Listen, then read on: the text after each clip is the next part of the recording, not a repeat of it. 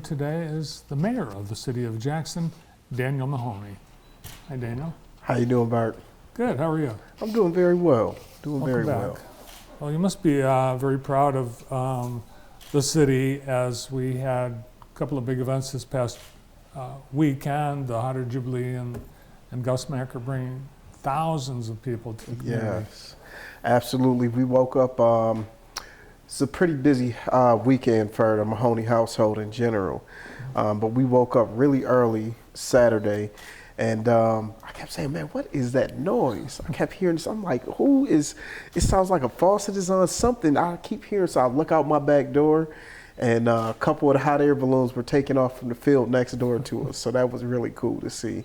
And then they landed, came back from Ellis Sharp back over to that same landing spot. It was pretty cool to see him be able to see him that close take off, and my girls enjoyed it. It was great, and Gus Macker was really nice also.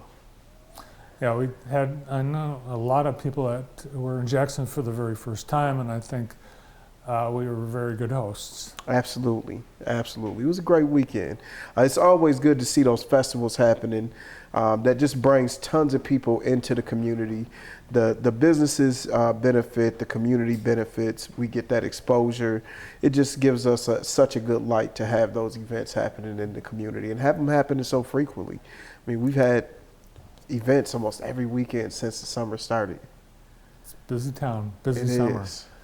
And one of the things that I heard a couple times, people say, well, why would they do the Hot Air Jubilee and the Gus Macker on the same weekend? Mm-hmm. And several reasons, but both of the events, they're fine with the other event happening. That's right. There's enough people to come to both or either. That's right. And it's only so many weekends that you can choose from.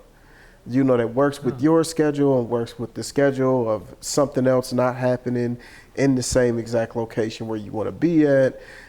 What is the weather predicting that it's going to look like? It's only so many weekends in our summer times. Yeah. So it's going to be some overlap. And I know a lot of people, they came to Jackson and they checked out the Gus Macker and then they went to the Hot Air Jubilee or vice versa. So, and your daughter did you notice your daughter was on the show yesterday? I did. Should have gave her the third degree. Yeah. Well, she's only 14, so it was her first time on the show, so we tend to, took it easy on her. She did so good. I'm so proud of the young lady she is becoming. She's going into 9th grade, Bart. It's unbelievable. Yeah, off the air, I asked her if she was nervous because she's going to go new school from Paragon to Jackson High. Yeah. So there's got to be first going to high school and then going with a bunch of people you don't know. It's got to be. Yeah, well, she's got some friends and some family members, and a lot of students transition from Paragon up to Jackson High also. So she's got a group of friends that she knows really well that are all going with her. I think the biggest thing that she struggled with is. She's really close to all of the teachers and the administration at Paragon. I mean, like, we really, really love the environment there. But I know quite a few of the administrators, the principals, and some of the teaching staff. I think she's going to fall in love all over again. And she's a great student, so she's going to be a joy to have. Can't believe it. We're just less than a month away till they're back. That's right. So tomorrow, there's an event, the City of Jackson and the MLK Corridor Improvement Authority, as they continue to revitalize the South Side. They're putting on an expo or resource fair tomorrow. That's right. So we've got a business expo planned for tomorrow, and it's over at 49 South, which is on Helena, but you can get to it from South Street. Mm-hmm. So it's still right over on the South Side. Another opportunity to give a great establishment in our community some spotlight for some who may not have been over there before, and just a lot of great resources for any aspiring or current entrepreneur to tap into. So we've got actual funding that is going to be designated toward the corridor. In fact, just this summer, we got word from the federal government, there's a grant to do the street, the sidewalks, walking path. What are some of the things that the authority has already decided that they are committing to work on? So, I mean, we've got a charge to revitalize the South Side, right? And to me, what that means is trying to replace those building blocks that make a community a community. Three things that I immediately think of when I think of a well-rounded community is, does it have a grocery store? Does it have somewhere that I can take my children to, or that I can go to if I become ill, some type of doctor's office or emergency walk-in clinic that I can go to? And does it have a financial institution that I can go and do my business at? And those are three things that I would love to see return to the South Side. The grant that you're speaking of, the federal grant that we received, is called the RISE grant. And that is $6.5 million or 6.8, one of the two, to completely reconstruct all of MLK, which is from South Street all the way down to Morrell Street is what was applied for. That includes above ground and underground infrastructure completely being replaced. And what I like to liken this to is when downtown first had its revitalization push, the first thing that had to happen was that underground work and street replacement, landscape, lights, sidewalks, everything was refreshed in all of Michigan Ave downtown, from one side to the other. And to me, that was the beginning of that economic spur that needed to happen in order to attract more people to invest in it. And we're hoping that with this coming, with this reconstruction of MLK, that this is going to further attract people to want to do business, to want to open a business, to want to live, work, and play on Jackson South Side as we work to revitalize it. So we are looking to attract new businesses. We have another cleanup that we're going to do. So we did a cleanup from Morrell down to High Street.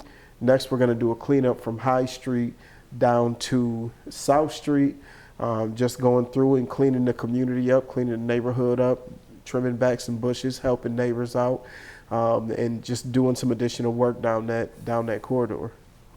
One of the things that I think the organization has already determined, I think everyone in town knows, a grocery store in that area is badly needed. And the city's actually identified a parcel of land, I think the corner of Prospect Correct. and MLK. Correct. And we've got a couple of other options also.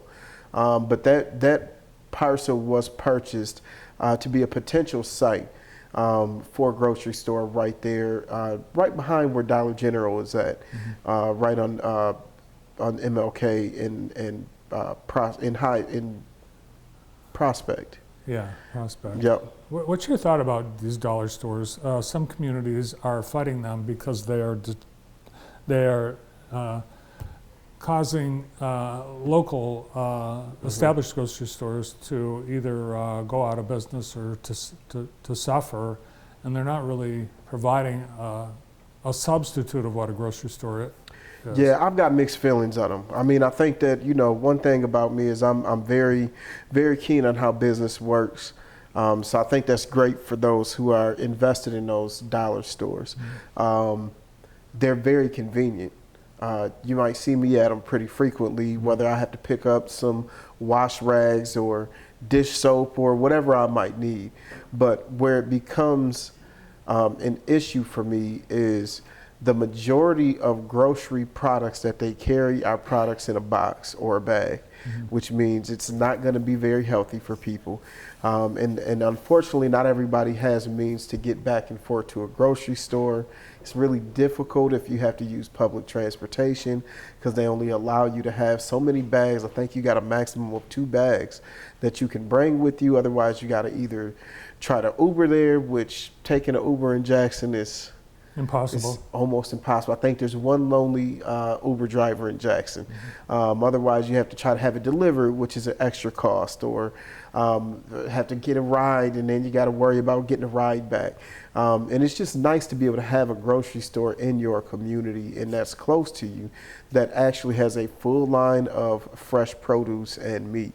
Those are the key things, and those are things that they're not going to carry inside of a dollar store setup. All right, so that event is Wednesday tomorrow at 49 South from 10 a.m. to 1 p.m. and everyone's welcome to pop in. Absolutely. All right, a little bit later in the show, we'll talk about some of the construction projects with Troy White. We're still, remember that water? We had a water thing last month where we had to boil water. Do we ever get to the bottom of that? Yeah, well, it was, we kind of had already gotten to the bottom of it before the release was even out. I mean, it was simply just a overnight situation where a filter or something like that needed to be changed, or something that stirred the water up and it made the water cloudy. But the protocol when anything happens out of the ordinary with our water system is that we have to call and report it to the state of Michigan. So the issue was called and reported to the state of Michigan.